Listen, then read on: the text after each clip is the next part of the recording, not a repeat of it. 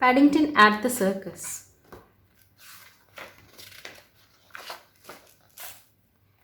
One morning, Paddington was doing his shopping in the market when he saw a very tall man with a pointed hat and baggy trousers. The man was putting up a poster, and he was so tall that he didn't even need a ladder to reach on top of the billboard. The poster showed a huge tent decorated with colored lights, and across the middle were the words, "See the world's greatest circus, one night only." Paddington rubbed his eyes several times in order to make sure he wasn't dreaming. Paddington hurried back home to tell others what he had seen. "The world's greatest circus," repeated Jonathan, giving his sister a wink. "Are you sure?" "It's for one night only," exclaimed Paddington. "Don't worry," said Judy. "You won't miss it. Dad's got tickets for the front row," added Jonathan. "Mrs. Bird's coming too." Paddington had never been to a circus before, and he was very excited at the thought. "I hope it gets dark early," he said. "Then we can see the lights." Paddington's wish came true. Seen from outside with all the colored lights twinkling against the night sky, the circus really did have a magical air. "Hurry, hurry, have your tickets ready," called a voice. "The show's about to begin." "It's the man I saw in the morning," whispered Paddington.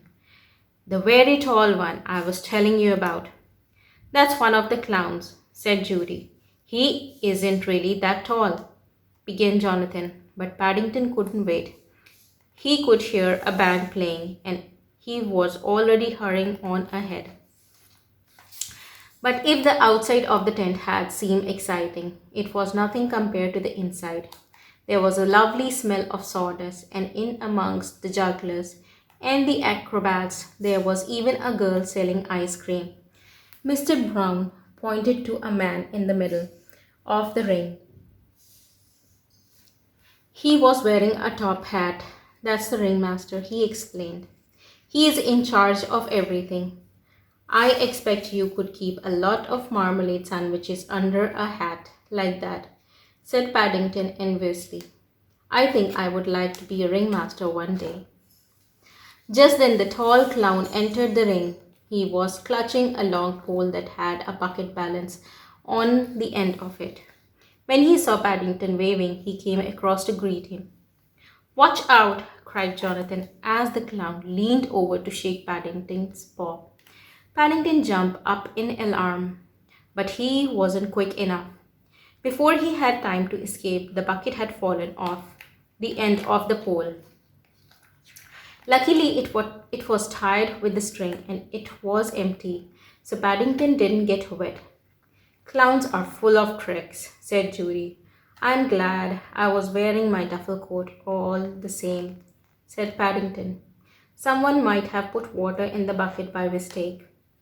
"I'm told ice cream is very good for young bears if they have had a shock," said Mr. Brown. He ordered 6 large cones. Then they all sat back to enjoy the show. "I feel better already, Mr. Brown," said Paddington gratefully. Paddington had hardly started on his ice cream when he had yet another shock.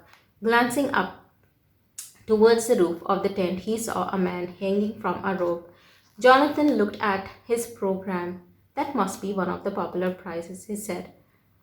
"They are trapeze artists." "Don't worry," called Paddington. "I'm coming. Bears are good at climbing." Before the others could stop him, Paddington was halfway up the nearest tent pole. Climbing the pole and carrying on ice cream at the same time wasn't easy, and the audience gave a round of applause when he reached the safety of a small platform near the top.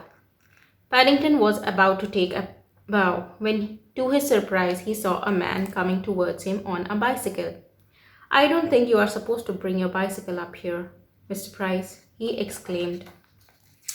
"Look out!" shouted the man frantically, ringing his bell. "I can't stop. Hold on," called his partner. In the confusion, Paddington didn't know which to do first. so he grabbed hold of a nearby bar. It came away in his paw, and before he knew what was happening, he felt himself flying through the air.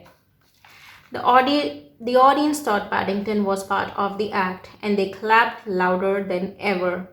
Then a gasp went up as he missed the platform on the other side of the tent and began swinging backwards and forwards in the mid-air.